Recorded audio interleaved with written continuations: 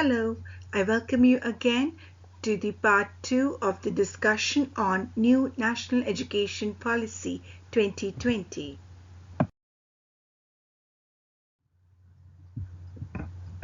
Please note that all the information presented here is taken from the National Education Policy 2020 as released by Ministry of Human Resources Development, Government of India.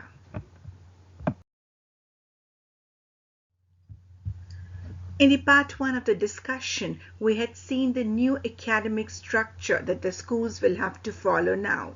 We had also seen the principles and the vision of the policy, one of it being the holistic development of learners. The policy says that the learning should be holistic, integrated, enjoyable, and engaging. Let us now see how the policy intends to achieve all of this in the school environment. The key overall thrust of curriculum and pedagogy reform across all stages will be to move the education system towards real understanding and towards learning how to learn. That is, move away from culture of rote learning. The aim of the education will not only be cognitive development, but also building character and creating holistic and well-rounded individuals equipped with the key 21st century skills.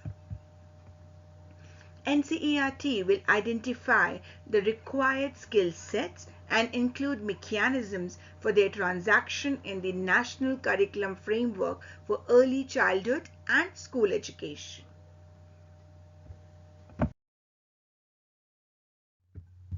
All these years, the focus had been as to how much a child learns academically in a class. But this policy talks about reducing curriculum content to enhance essential learning and critical thinking. Let's see how it happens. The curriculum content will be reduced in each subject to its core essentials to make space for critical thinking, inquiry-based, discovery-based, discussion-based, and analysis-based learning. The mandated content will focus on key concepts, ideas, applications, and problem solving.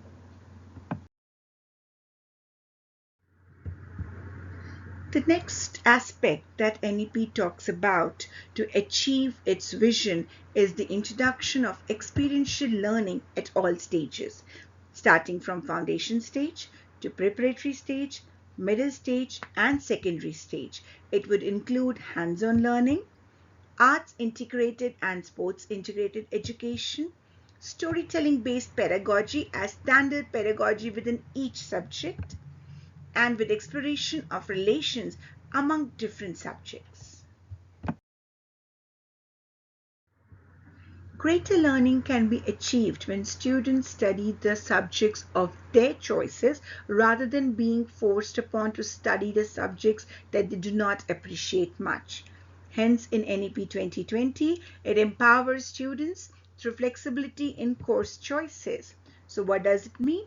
Students will be given increased flexibility to choose the subjects, particularly in secondary school, including subjects in physical education, arts and crafts, and vocational skills, so that they can design their own paths of study and life plans.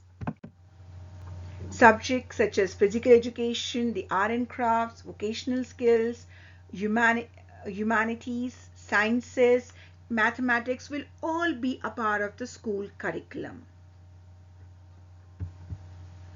Each of the 4 stages of school education may consider moving towards a semester or any other system that allows the inclusion of shorter modules so that children are getting more exposure to more subjects and enable greater flexibility.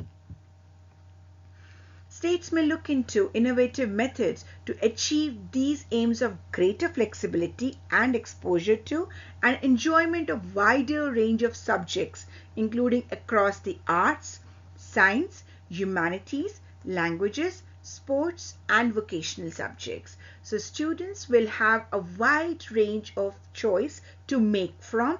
It will not be limited only to choosing the subjects from the science stream, commerce stream, or the humanities stream. Students will be able to pick a subjects from the science stream, another subject from the humanities stream.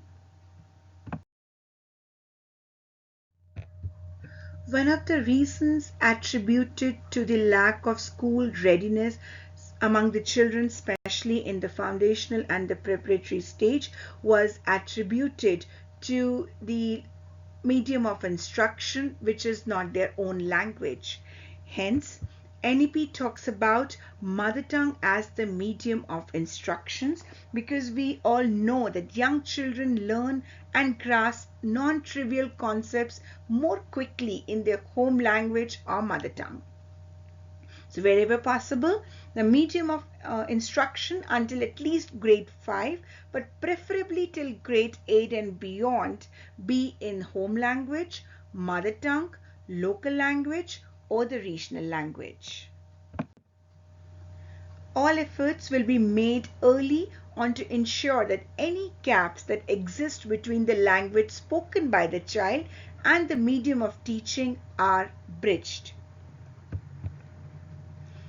As research clearly shows that children pick up languages extremely quickly between the ages of 2 and 8, and that multilingualism has great cognitive benefits to the young students. Children will be exposed to different languages early on, starting from the foundational stage onwards, but with particular emphasis on the mother tongue. The three-language formula will continue to be implemented while keeping in mind the constitutional provisions, aspirations of the people, regions, and the Union, and the need to promote multilingualism as well as promote national unity. However, no language will be imposed on any state, and a greater flexibility will be given to choose the languages that are Indian. Many developed countries around the world have amply demonstrated that being well educated in one's language, culture, and traditions is not a detriment but indeed a huge benefit to educational, social, and technological advancement. Hence, every student in the country will participate in a fun project activity on the languages of India, sometimes in grades 6 to 8, such as under the Ek Bharat Shresth Bharat initiative. In this project, students will learn about the remarkable unity of most of the major Indian languages. All students in all schools, public or private, will have the option of learning at least 2 years of a classical language of India and its associated literature in grades 6 to 12, with the option to continue from the middle stage through the secondary stage and beyond. In addition to high quality offerings in Indian languages and English, foreign languages such as Korean, Japanese, Thai, French, German, Spanish, Portuguese, and Russian will also be offered at the secondary level for students to learn about the cultures of the world and to enrich their global knowledge and mobility according to their own interests and aspirations. Well, as discussed in the part 1 of the presentation, we do not know what our future holds for us. Several studies have shown that jobs that exist today will not exist in 15 to 20 years from now, and we do not know what kind of jobs will be there in future, what kind of skill set will be required for those jobs. Hence, it's important that there is a curricular integration of essential subjects, skills, and capacities. Accordingly, concerted curricular and pedagogical initiatives will be taken up, including the introduction of contemporary subjects at relevant stages such as artificial intelligence, design thinking, holistic health, organic living, environmental education, and global citizenship education.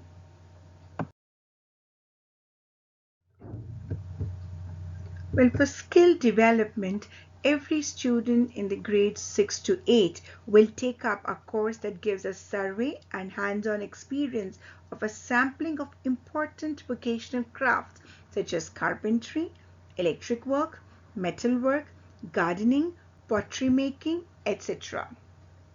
A practice-based curriculum for grades 6 to 8 will be appropriately designed by NCERT while framing the national curriculum framework. All students will participate in a 10-day bagless period, sometimes during grades 6 to 8, where they intern with the local vocational experts such as carpenters, gardeners, potters, artists, and others. Similar internship opportunities to learn vocational subjects may be made available to students throughout grades 6 to 12, including holiday periods. Bagless days will be encouraged throughout the year for various types of encouragement activities like arts, quizzes, sports, and vocational crafts.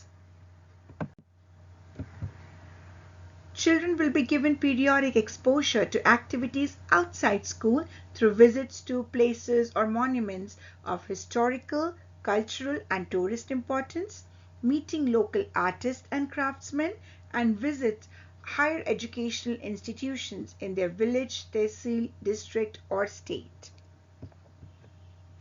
Knowledge of India will include knowledge from ancient India and its contributions to modern India and its successes and challenges, and a clear sense of India's future aspirations regarding education, health, and environment. All curriculum and pedagogy from the foundational stage onwards will be redesigned to be strongly rooted in the Indian and local context ethos.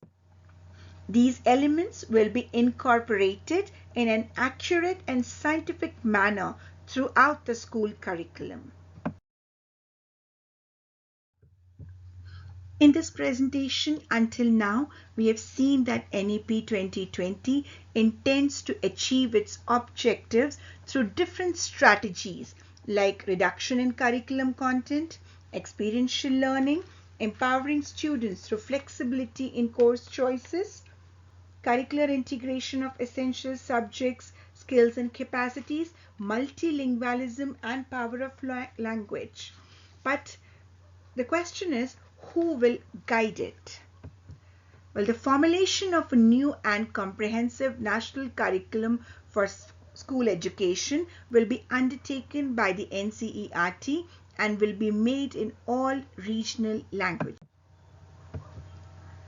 The reduction in content and increased flexibility of school curriculum and the renewed emphasis on constructive rather than the rote learning must be accompanied by parallel changes in the school textbooks. So states will prepare their own curricula and prepare textbooks incorporating state flavor and materials as needed. While doing so, it must be borne in mind that NCERT curriculum would be taken as the nationally acceptable criterion, which means when we are teaching children about the culture of India, 80% of the content will be taken from what NCERT has prepared and 20% of the content will have to be prepared by the state to ensure that children are learning about the state culture with emphasis on state culture. Well, this brings us to the end of part 2 of the discussion on decoding National Education Policy 2020. In this presentation, we have seen how the strategies and the policies will be implemented to achieve the objectives of the new education policy. Well, I'll be there again to present you a discussion on the assessment procedure and the role of teachers in making NEP successful. So until then, thank you for listening to me. Have a great day.